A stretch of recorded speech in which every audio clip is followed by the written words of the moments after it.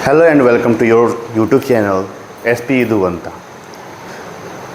इस एक ही वीडियो में हम लोग 10th और 12th दोनों क्लास के बच्चों के लिए कवर अप कर रहे हैं, क्योंकि दोनों का ही बोर्ड अब नज़दीक आने वाला है। इसमें हम लोग जानेंगे, सबसे पहले तो कल जो हमने पढ़ाया था आप लोगों को टू डू वर्ब के बारे में, जिसको टेंस के तहत हम लोग देख रहे थे। तो उसमें हमने पढ़ा था सिंपल प्रेजेंट और सिंपल पास्ट के बारे में। तो उसकी आज हम लोग थोड़ी प्रैक्टिस कर लेंगे। आई होप कि आपने भी प्रैक्टिस करी होगी घर पे, और यहाँ पे भी थोड़ी सी प्रैक्टिस कर लेंगे। उसके बाद से आज मैं आप लोगों को सिखाने वाला हूँ कि लेटर राइटिंग कैसे होती है, क्योंकि ये पूरे के पूरे 5 नंबर के आते हैं आपके बोर्ड एग्जामिनेशन में। इसको सीखना काफ़ी ज़रूरी है, क्योंकि लेटर राइटिंग भी 2 तरह के होते हैं। पहला इनफॉर्मल और दूसरा फॉर्मल। इनफॉर्मल का मतलब होता है कि आप अपने जान पहचान के किसी अपने के पास लिख रहे हैं, जो आपका भाई हो, आपका दोस्त हो।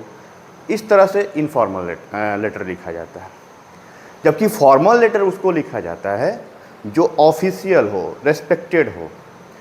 चाहे आप किसी ऑफिस में लिख रहे हो तो उसको हम लोग कहते हैं फॉर्मल लेटर। ठीक है, तो उसको हम लोग सीखेंगे। अब आपको बताते चलें कि फॉर्मल लेटर जो होते हैं उसमें टोटल 8 स्टेप होते हैं, और इनफॉर्मल लेटर जो होते हैं उनमें टोटल 6 स्टेप्स होते हैं। पहले जो हमने कल पढ़ाई किया था वो आज हम लोग फिर से सीखेंगे, उसको रिवाइज करेंगे, साथ ही साथ उसको कैसे बनाया जाता है ये भी सीखेंगे। चलिए स्टार्ट करते हैं। तो आपको पता होगा कि जब मैं टू डू वर्ब पढ़ा रहा था तो उसमें डू डज का उपयोग मैं बता रहा था। तो मैं बोला था कि जो आपका हैबिचुअल एक्शन होता है, जो आपका डेली वर्क होता है, जो यूनिवर्सल ट्रूथ होता है, उसमें हम लोग डू डज का उपयोग करते हैं। जैसे हम लोग अपनी डेली रूटीन कैसे बताते हैं कि मैं सुबह में 5 बजे उठता हूँ, मैं उसके बाद ब्रश करता हूँ, मैं उसके बाद अपना नाश्ता करता हूँ, मैं उसके बाद खाना खाता हूँ, मैं उसके बाद विद्यालय जाता हूँ। इसमें सारे सेंटेंसेस में आप देख रहे होंगे कि ता है, ता है, ता है लास्ट में आ रहा है। इसका मतलब ये हुआ कि आप इसमें किस चीज़ का उपयोग करेंगे, तो ता वाले के हिसाब से आप लोग डू या डज का उपयोग करेंगे। डज कहाँ लगाएंगे? जहाँ आप उपयोग कर रहे हैं दूसरे के लिए, कि मैं उसके साथ, या आप जहाँ यहाँ मैं जब बोल रहे हैं तो आई आ रहा है, तो आई के साथ जब निगेटिव आएगा तो डू आएगा। अगर निगेटिव वर्ड नहीं आया तो यहाँ पे आप लोगों को वर्ब वन लगाना है। मैंने कल ही सिखाया था कि जहाँ वर्ब वन लगेगा वहाँ निगेटिव या इंट्रोगेटिव सेंटेंसेस में हम डू का उपयोग करेंगे। साथ ही जहाँ वर्ब 5 लगेगा वहाँ निगेटिव या इंट्रोगेटिव सेंटेंसेस में हम लोग डज का उपयोग करेंगे। आइए हम लोग थोड़ी प्रैक्टिस करते हैं। जैसे मैं यहाँ लिख रहा हूँ, मैं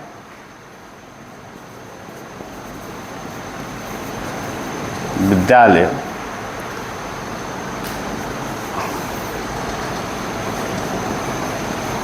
अपने साइकिल, पहले सीखिए मैं विद्यालय जाता हूँ। लंबा होगा तो फिर आप बोलेंगे सर बोलते हैं कि बेसिक से सिखा रहे हैं, और सर लंबा लंबा अभी ही ट्रांसलेशन देने लगे। तो मैं विद्यालय जाता हूँ, मैं क्या बोला था? अब चूंकि ये पूरा क्या है, ये यस वाला वाक्य है, मतलब कि इसमें कहीं भी हमने नहीं लिखा, क्या नहीं लिखा, इसलिए ये टोटली यस वाला वाक्य है, मतलब हाँ वाला वाक्य है। तो इसको हम लोग मानेंगे क्या है? अफर्मेटिव है। ये क्या है भाई? अफर्मेटिव।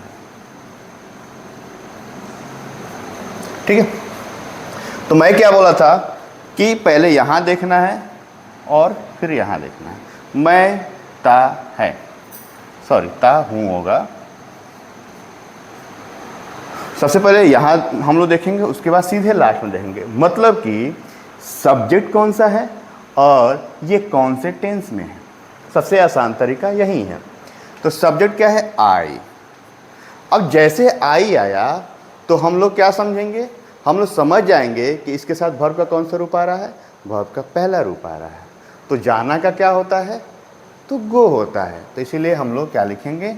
आई गो टू, कहाँ जा रहे हैं हम लोग? स्कूल जा रहे हैं। Go to school. अगर यहीं रहता, अब इसमें मैं थोड़ा और आगे बढ़ाता हूँ, मैं विद्यालय रोज जाता हूँ।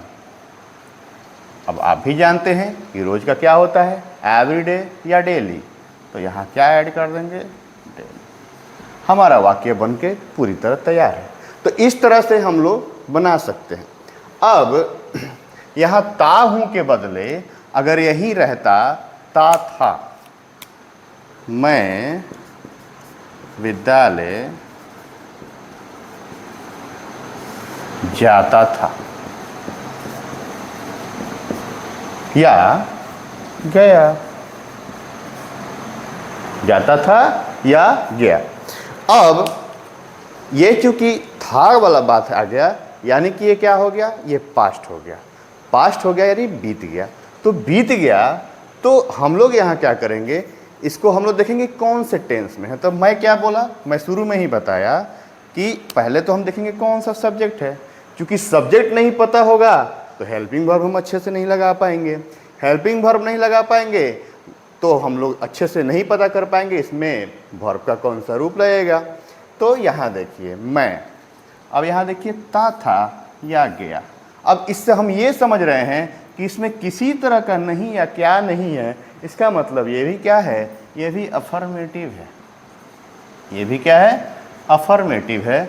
और ये कहाँ का है, तो ये है सिंपल पास्ट। क्या है भाई, सिंपल पास्ट। ये क्या था, सिंपल प्रेजेंट। ये क्या था, सिंपल प्रेजेंट। ठीक है। तो मैं का क्या होता है, आई। ठीक है। अब मैं कल बताया था कि सिंपल पास्ट में वर्ब का कौन सा रूप हो जाता है, तो अफर्मेटिव में वर्ब का दूसरा।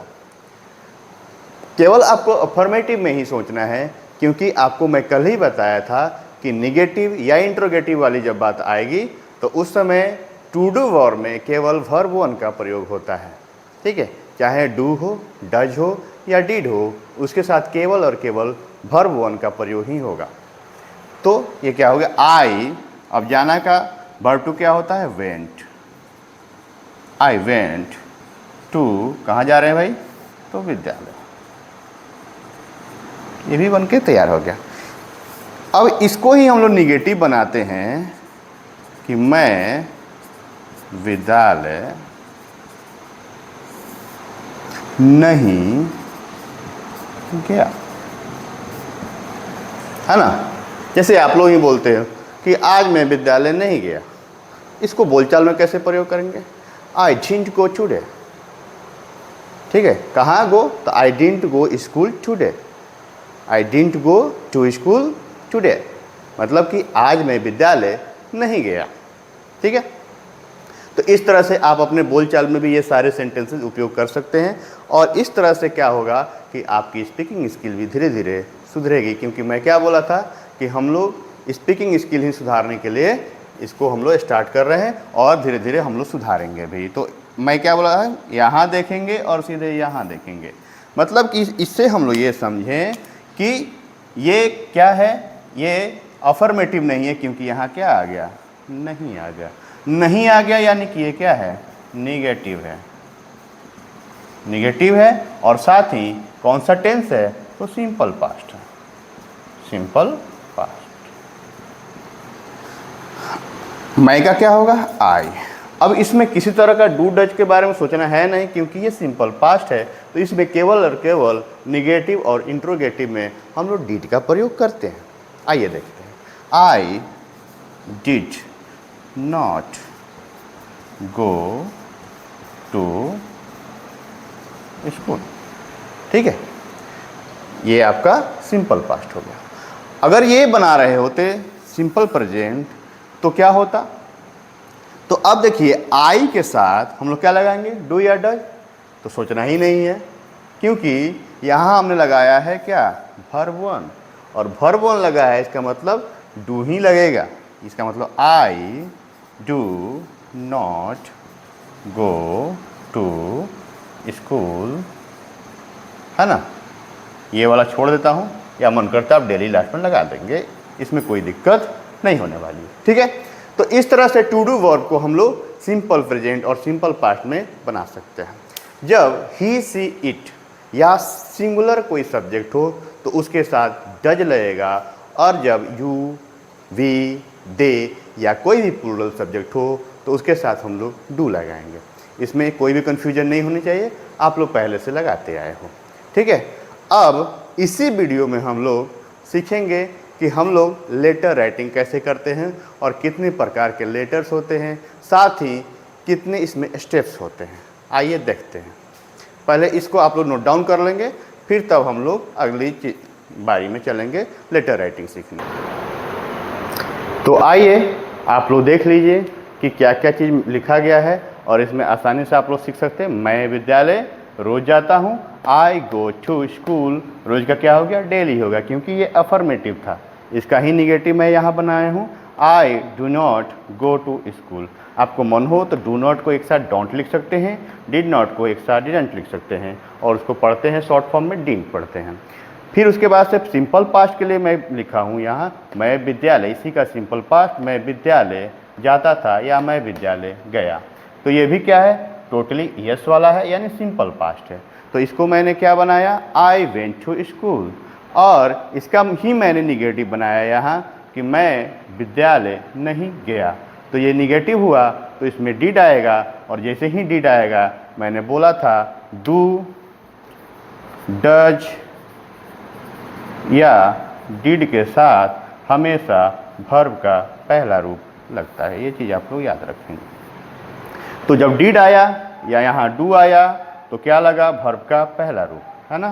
काफ़ी आसानी से हम लोग टू डू वर्ब समझ चुके हैं। अब इसके आगे हम लोग पढ़ेंगे कि लेटर राइटिंग कैसे करते हैं, और साथ ही कल हम लोग इसका प्रैक्टिस तो आज आप लोग कर ही लेंगे, और कल हम लोग पढ़ेंगे टू बी वर्ब। साथ ही साथ हम लोग एक एक चीज़ आगे बढ़ाते रहेंगे आपके सिलेबस के अकॉर्डिंग, और ग्रामर स्पोकन भी चलते रहेगा। Thank you.